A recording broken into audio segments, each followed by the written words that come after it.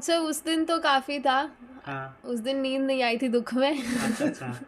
तो वो था, लेकिन फिर 3-4 दिन बाद वो ठीक हो गया था, क्योंकि फिर आगे एग्ज़ाम्स आते ही रहते हैं जुडिशरी के। हाँ, हाँ। एक से वो नहीं होता, टाइम टेबल नहीं होता, तो हुँ। हमें अचानक से ही पता चलता है कि अभी स्टेट का आने वाला है। सर ये मेरी रूममेट भी हैं, तो हाँ। मुझे कोई अलग रूम नहीं मिला हुआ, तो मैं हाँ, हाँ। इन्हीं के रूम में सोती हूँ। तो अच्छा। तैयारी भी इन्हीं के रूम में ही करती थी, तो लाइट्स चलती थी। और उनको सहन करना पड़ता था? हाँ, तो इनको सहन करना पड़ता, तो कई बार ये भी जागती थी रात के 2-2 बजे, 1-1 बजे, जब आप एग्ज़ाम्स होते थे। आपके लिए? हाँ, तो मुझे लगता था कई बार कि ये इनका एग्ज़ाम है, तो जब रिज़ल्ट आया तो मैंने यही कहा था कि आपका ये एग्ज़ाम क्लियर हुआ है। छोड़ दे। लेकिन वो इतना ना तो ज़रूरत पड़ी कि आपने काम करना ही पड़ेगा। हाँ, हाँ। मैंने ये था कि आपका जो काम है फ़िलहाल हाँ, हाँ, वो स्टडी का है और आप उसी पे फोकस करो, बाकी काम को तो करने की सारी उम्र पड़ी है उसके बाद। गर्व हरियाणा यूट्यूब चैनल देखने वाले सारे दर्शकों ने मास्टर नरेंद्र कोथ की ओर तो राम राम। फिलहाल मौजूद हाँ कैथल शहर में, और आज जिस घर में मौजूद हैं वहाँ पर एक गुड़िया ने ऐसा कारनामा किया है कि नारी शक्ति का एक जीवंत उदाहरण पेश किया है। पूरी महिला मंडल एवं इस लड़कियों के लिए एक प्रेरणा का काम किया है। तो बहन जियाँ का कितना संघर्ष रहा इस मुकाम को हासिल करने के लिए, और परिवार का कितना सपोर्ट रहा, कितनी मेहनत की है और कहाँ से इनको प्रेरणा मिली, वो सारी बातें इन्हीं की ज़ुबानी इनसे आपको रूबरू करवाएंगे। तो गुड़िया राम राम। राम राम सर। गुड़िया क्या नाम है? सर मेरा नाम दीपिका है। हाँ। और अपना पूरा परिचय गांव समेत, कैथल में तो आप रहते हो, पूरे अपना जो पैतृक गांव है उसका और गोत्र समेत। सर मेरा नाम दीपिका सांगवान है, और हाँ। हमारा गांव खापड़ है, जींद हाँ। ज़िले में है। हाँ, हाँ। और काफ़ी टाइम हम डांड रहे थे। अच्छा। लेकिन फिर 10वीं के बाद तो हाँ। कैथल शिफ्ट हुए थे, क्योंकि पढ़ाई और स्कूल चेंज करने थे। फिर उसके बाद कॉलेज की पढ़ाई मोहाली से करी है, आर्मी लॉ कॉलेज से। हाँ, हाँ। और फिर एग्ज़ाम्स का ये पूरा प्रक्रिया शुरू हो गई थी। तो गुड़िया उम्र कितनी हुई है? सर अभी मैं 26 साल की हुई हूँ। अच्छा। परिवार में कौन कौन है? परिवार में दादी है, हाँ। और पापा है, मम्मी है, हाँ, हाँ। और छोटा भाई है, और ये भी मेरे दादा और दादी। तो ये ढांड में हमारे साथ थे। ठीक है। तो गुड़िया सबसे ज़्यादा मोह किसमें है परिवार में? सर ये तो कोई मतलब सब में ही होता है मोह, तो परिवार तो कोई एक ज़्यादा करीब भी होता है। वो दादा दादी में ही रहता है। अच्छा। तो अब दादा है नहीं, तो दादा का भी जो पूरा रोल था वो दादी ने करा, तो फिर हाँ। दादी ही साथ रहे हैं। तो फिर अब आप मतलब दादी में ही अपने दादा को ये छवि को हाँ देखते जी। हो। तो गुड़िया इस फील्ड में जाने का कब मन बना, और यहाँ तक जब आप मतलब इस मुकाम पर आप पहुँचे हो, कितना संघर्ष करना पड़ा, और पथ में क्या क्या बाधाएं आई? सब स्कूल में ये था कि वकालत की पढ़ाई करनी है, क्योंकि उसमें लॉ थोड़ा इंटरेस्टिंग लगता था। हाँ। फिर 11वीं-12वीं के दौरान जब मैंने लॉ के एंट्रेंस होते हैं, तो 12वीं के जो नंबर होते हैं उनके अकॉर्डिंग उस पे नंबर, मार्क्स पे नहीं एडमिशन मिलता। तो दाखिले के लिए एंट्रेंस देना पड़ता है। तो लॉ कॉलेजेस के लिए जब मैं पढ़ाई कर रही थी एंट्रेंस की +1-2 में, तब मुझे उसमें भी मज़ा आ रहा था, तो मुझे लगा कि अब तो लॉ ही करना है। फिर कॉलेज में जब मैंने इंटर्नशिप्स करी, अलग अलग चीज़ें एक्सप्लोर करी, और जो एक परिवार का रहता है और आसपास समाज का रहता है कि एक पब्लिक सर्विस की अलग अप्रोच होती है और आप ज़्यादा सर्व कर पाते हो, और वकालत है भी सोशल सर्विस, एक प्रोफेशन हम इसको कम ही बोलते हैं, सर्विस ज़्यादा बोलते हैं। तो फिर उसी के अकॉर्डिंग मन बना, एंड उसके बाद कोविड आया था, तो मेरी डिग्री कंप्लीट हो गई थी तब। तो बीच में उसके बाद मेरा सिलेक्शन हुआ था सुप्रीम कोर्ट जुडिशल क्लर्कशिप में। तो वहाँ जो ऑनरेबल जस्टिस थे जिनके अंडर मैं काम कर रही थी तब, तो सर ऑल्सो मोटिवेटेड मी। और फिर एग्ज़ाम्स होते रहे, कुछ पास नहीं हुए, तो फिर वो थोड़े लॉस हो जाता है, अप्स एंड डाउन्स, तो वो हर एस्पिरेंट की लाइफ में आता है कि जैसे हरियाणा नहीं हुआ मेरा इंटरव्यू में, इंटरव्यू भी अच्छा नहीं गया था, बट आई वर्क, फिर उसमें काम करते हुए इम्प्रूवमेंट करी, थोड़ा और ज़्यादा मेहनत करी, तो इस बार दिल्ली हो ही गया फाइनली। तो मतलब किस पद के लिए चयनित हुए हो आप? सर ये दिल्ली जुडिशल सर्विस का एग्ज़ाम होता है, जिसमें मेट्रोपॉलिटन मैजिस्ट्रेट कम सिविल जज जूनियर डिवीज़न के पद मिलता है शुरू में। तो ये MM का पद होता है। तो गुड़िया हरियाणा में आपने ट्राई किया, हरियाणा में नहीं हुआ तो कितने तो उत्साहित हुए थे? सर उस दिन तो काफ़ी था। हाँ। उस दिन नींद नहीं आई थी दुख में। अच्छा।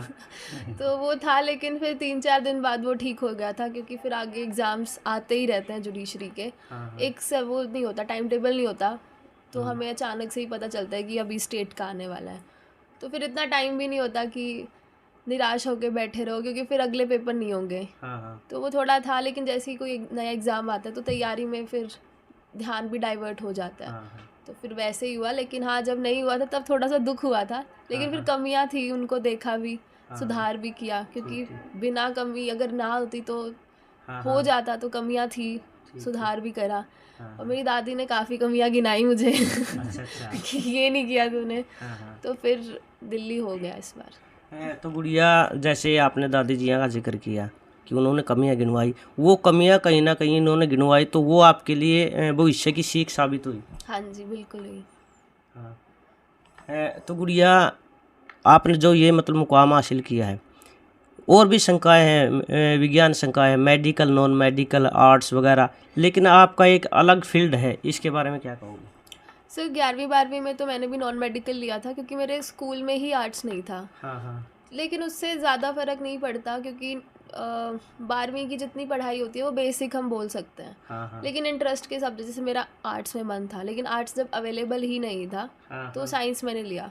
बट साइंस भी ये था कि नॉन मेडिकल में भी बहुत कुछ सीखने को मिला। जैसे वहाँ का जो कोर्स होता है नॉन मेडिकल का, सब्जेक्ट्स थोड़े ज़्यादा होते हैं, तो पढ़ाई थोड़ी ज़्यादा होती है, प्रैक्टिस ज़्यादा मांगते हैं। आर्ट्स में रीडिंग बहुत अच्छी हो जाती है, साइंस में अंडरस्टैंडिंग और एनालिटिकल कंसेप्ट्स बहुत अच्छे होते हैं, तो वो इतना ज़्यादा अंतर नहीं लेके आता। लेकिन जब भी कुछ मन करे कि ये करना है, तो उसके अकॉर्डिंग अगर आप करो तो इजी हो जाती है जर्नी। जैसे अगर मैं आर्ट्स लेती तो शायद मैं एंट्रेंस में अच्छा कर पाती, लो एंट्रेंस में। लेकिन नॉन मेडिकल का भी अपने फ़ायदे थे कि एक मेहनत करने की ज़्यादा जो थी वो 11वीं-12वीं में ही शुरू होगी प्रोसेस। फिर एनालिटिकल बेंड बना, रीजनिंग अच्छी हो गई। तो ये इतना, अभी तो न्यू एजुकेशन पॉलिसी आ रही है, तो उसमें तो बच्चों को ज़्यादा ऑप्शन मिलेंगे कि वो कुछ सब्जेक्ट्स आर्ट्स के भी रख सकते हैं, कुछ नॉन मेडिकल के भी रख सकते हैं, कुछ वो। तो अभी तो न्यू एजुकेशन पॉलिसी आ रही है, तो वो तो सुधार हो ही जाएगा। लेकिन 12वीं तक कुछ भी रखो, वो ज़्यादा अंतर नहीं लेके आता। अच्छा गुड़िया, आपने मतलब ये पद प्राप्त किया है, तो सबसे ज़्यादा सपोर्ट आपका आपकी दादी की ओर से मिला है। आपकी दादी आपके साथ दिल्ली रही, इस वाक्य के मतलब एक इंटरव्यू में मैंने सुना था, तो वहाँ पर इन्होंने आपकी मतलब देख रेख, आपकी देखभाल और आपको मतलब अनुशासन में रहने के लिए प्रेरित किया, उसके बारे में क्या कहना चाहोगे? हाँ जी सर, तो जुडिशल क्लर्कशिप में क्या होता है कि छुट्टियों का कंसेप्ट नहीं होता है। अगर कभी ज़रूरत पड़े तो हम ले सकते हैं, लेकिन वैसे वो ये होता है कि आपको जाना ही पड़ता है। तो छुट्टियों का ज़्यादा कंसेप्ट नहीं होता था, संडेज़ भी वर्किंग होते थे।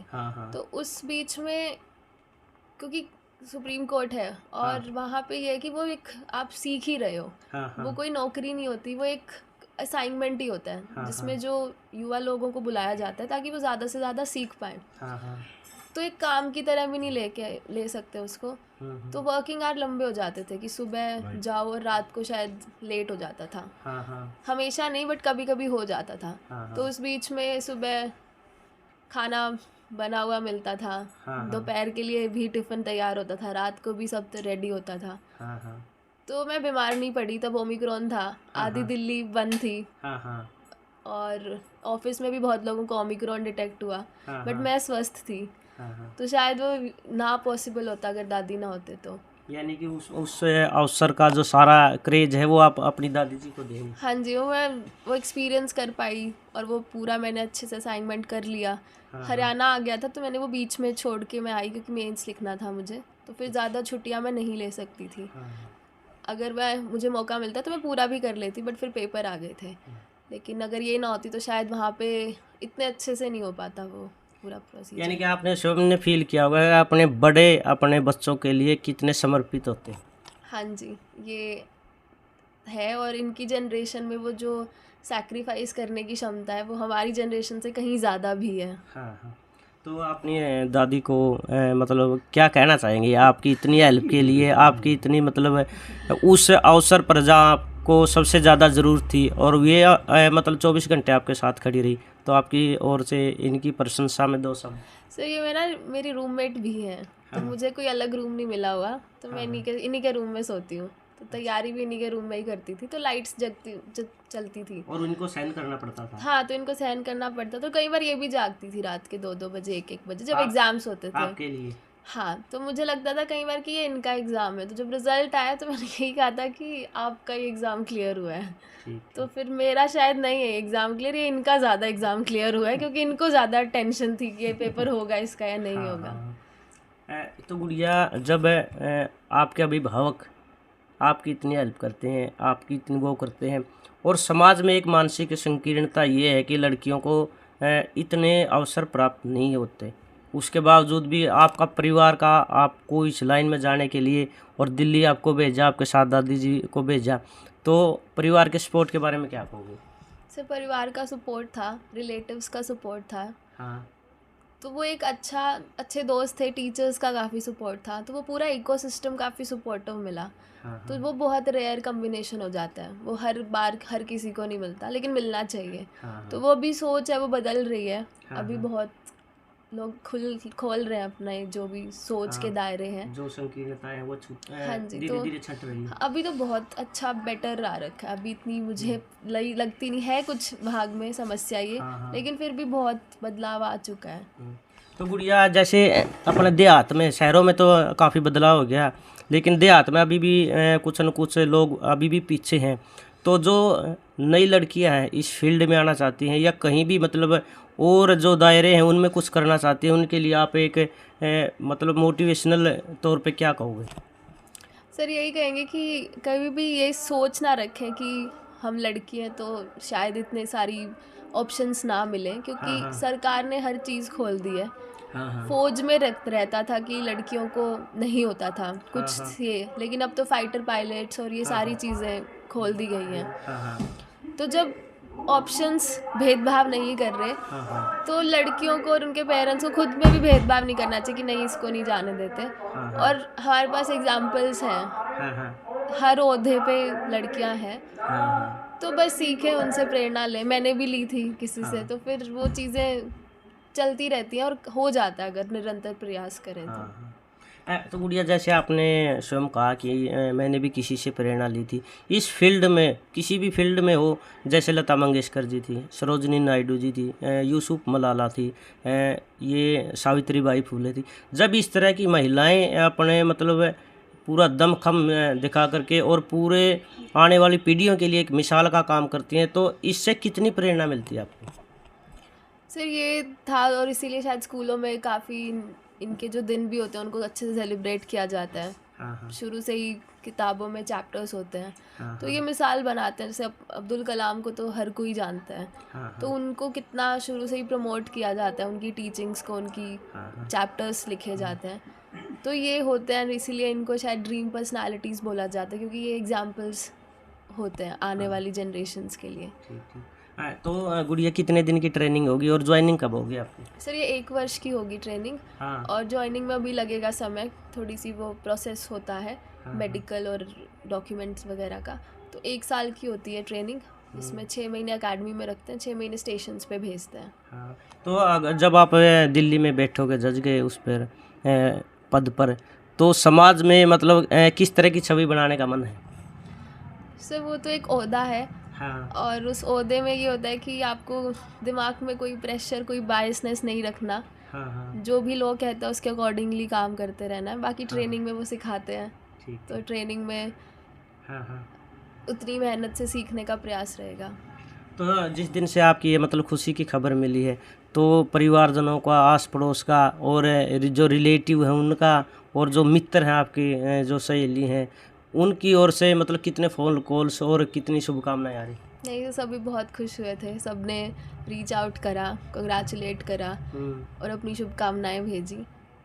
तो जिनको अगर हम, जैसे कुछ लोग थे कई बार फ़ोन्स एक साथ आ जाते थे, तो अगर मैंने किसी का मिस किया तो आई एम रियली सॉरी, जल्दी कॉल बैक भी करूँगी। तो गुड़िया, गर्व हरियाणा चैनल की टीम की ओर से आपको ढेर सारी शुभकामनाएं। Thank you sir, thank you. अब आपके परिवार से भी बात करते हैं। हाँ जी।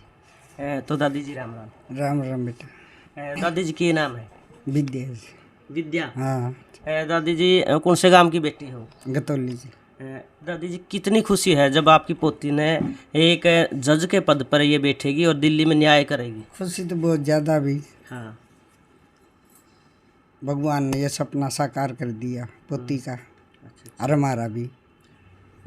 जब इनकी खबर आई थी एक बार, मतलब बेटी का युग जो इतने दिन तक मेहनत करी थी उसका फल मिल गया, तो कितनी खुशी हुई थी? खुशी बहुत ज़्यादा हुई, बाबू को गए कुछ ही नहीं कर पाए। अच्छा। हाँ बाहू को गए थे। हाँ। तो जो और मतलब समाज में लोग हैं छोरिया ने मतलब इतना ज़्यादा छूट नहीं देंगे, ज़्यादा ऊंची क्लास अलग पढ़ाते को नहीं, उनसे क्या कहना चाहोगे? हम तो नुका बेटिया पर कोई रोक मत लगाओ। हाँ। जहाँ जाना दिल कर वहीं जाओ, जिसकी बेटी ठीक है, पता है अपनी बच्चा कैसा है, तो फिर उस पर रोक क्या लगानी है। ठीक ठीक। तो दादी जी शुभकामनाएं आपको। अपनी बेटा सब शुभकामनाएं। नमस्कार जी। नमस्कार जी। क्या नाम है जी? वीरेंद्र सांगवान। आप इनके पिताजी हो? हाँ जी। वीरेंद्र जी कितनी खुशी मिला है जब मतलब आपकी गुड़िया ने, जैसे पहले कल्पना चावला ने, लता मंगेशकर ने, सरोजनी नायडू ने, महादेवी वर्मा ने, सुभद्रा कुमारी चौहान ने इस अपने मतलब ऊंचे लेवल पर पहुंच करके अपना और अपने परिवार का और समाज का नाम रोशन किया था, उसी तरह आज आपकी बेटी ने आपका नाम रोशन किया, तो कितनी खुशी है? खुशी को तो नरेंद्र जी शब्दों से तो बयान नहीं किया जा सकता है। उस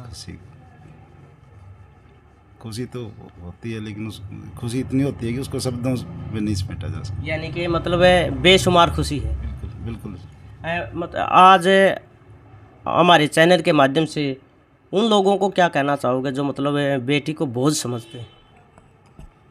हमारी नज़र में तो मैं तो सभी को यही कहूँगा कि जो सबसे बड़ी जो पूंजी है वो आज का टाइम बेटियां ही हैं। तो बेटियों को जितना मान सम्मान देंगे, वो उससे जितनी उम्मीद करेंगे उससे भी बढ़कर वो रिजल्ट देंगे। लेकिन एक भरोसा अपने बच्चों पे, बेटियों पे करना पड़ेगा। वो जो भी करना चाहिए, कोई स्टडी के मामले में, पढ़ाई के मामले में, जहाँ पे जो करना चाहिए उनका पूरा कोऑपरेट करो और पूरा मोटिवेशन करो। अच्छा, गुड़िया जब मतलब पढ़िया कर दी तो आपका क्या सपोर्ट रहा करता इसको, मतलब जो डेली जो वर्क करती है उसके ऊपर पैनी नज़र रखते थे, या मतलब कितना कुछ इनका बारे में जांच पड़ताल करते थे, मतलब पढ़ती है या इस तरह से? नहीं, हमारे जो बच्चों की जो बिल्कुल जो स्टार्टिंग नींव होती है, जो बच्चों की जो स्टार्टिंग से ही जो पेरेंट्स करते हैं, वो मेरे पिताजी ने, मेरी माता जी ने और जो नींव रखी थी, तो वो नींव इतनी मजबूत रख के चले गए हो, तो हमें कुछ भी पैनी नज़र या कुछ भी नज़रें देखने करने की ज़रूरत ही नहीं थी अपने बच्चों को। इतना हमें अपने बच्चों पे विश्वास था और उस विश्वास पे ही खरे उतरे। गुड़िया का शुरू से नेचर कैसा रहा है? आम, बिल्कुल सिंपल स्वभाव, किसी तरह का कोई जैसे आजकल बच्चों का होता है थोड़ा कपड़ों का, फैशन का, तो इस तरह का भले कहीं पे भी अगर जाना होना तो इस तरह के कभी जैसे ये कपड़े सिलवाने, ये कैसे घर पे जैसे मर्जी मिल गई, जैसे घर वालों ने सिला दी ऐसे ही कपड़े, सिंपल। अच्छा वीरेंद्र जी, गुड़िया ने मतलब ये पद हासिल किया है, इतना मुकाम हासिल किया है, मेहनत की है, तो आपको और मतलब समाज में इस तरह की जब कोई बच्चे इस तरह के पदों पर आसीन होंगे और मेहनत करेंगे, तो और अभिभावकों को आप अपनी तरफ से क्या संदेश दोगे ताकि मतलब वो भी अपने बच्चों को इतना सपोर्ट करें? मैं यही कहूँगा, कई बार जो भी बच्चे तैयारी करते हैं या काम करते हैं, उसमें ये नहीं है कि आपने स्टार्टिंग की और फर्स्ट अटैम्प्ट में ही उसको उपलब्धि हासिल हो गई। कई बार टाइम लग जाता है, कई बार रह भी जाते हैं बच्चे, तो उनको उससे और ज़्यादा मोटिवेशन करो, मोटिवेशन अपने बच्चों को करो, पूरा उनका साथ दो हर पॉइंट पे, हर सिस्टम में, और आप उनके साथ बिल्कुल खड़े दिखोगे तब उनको एहसास ही नहीं होने दो कि अपना कुछ किसी प्रकार का हमें कोई जैसी उम्मीद थी आप उस पर खड़े नहीं उतरे। तो ये दोबारा मौके मिलते हैं मेहनत करने वाले, और मेहनत करने वाला बच्चा जो उसने ठान लिया वो हासिल करेगा। और सिर्फ ये है कि उनको साथ में खड़ा होना पड़ेगा, पेरेंट्स को, रिलेटिव को, फ्रेंड्स को, सभी उनको जितना सहयोग करेंगे उतना ही बेटर है। वीरेंद्र जी, जैसे पढ़ाई के साथ साथ ये घर के जो काम होते हैं, इनकी दादी जी का, इनकी माँ जी का, साथ में काम में भी हाथ बटाती है? नहीं काम का तो कई बार जैसे फ्री होती है फ्रेशमैन एग्ज़ाम वगैरह हो लिया तो कई बार ये कहते हैं भी थोड़ा बहुत काम अगर सीखना है बोले भाई कभी बारी रोटी राटी पानी सीख तो ले कुछ ना कुछ मतलब लेकिन वो इतना ना तो जरूरत पड़ी कि आपने काम करना ही पड़ेगा। मैंने ये था कि आपका जो काम है फिलहाल वो स्टडी का है और आप उसी पे फोकस करो, बाकी काम को तो करने की सारी उम्र पड़ी है।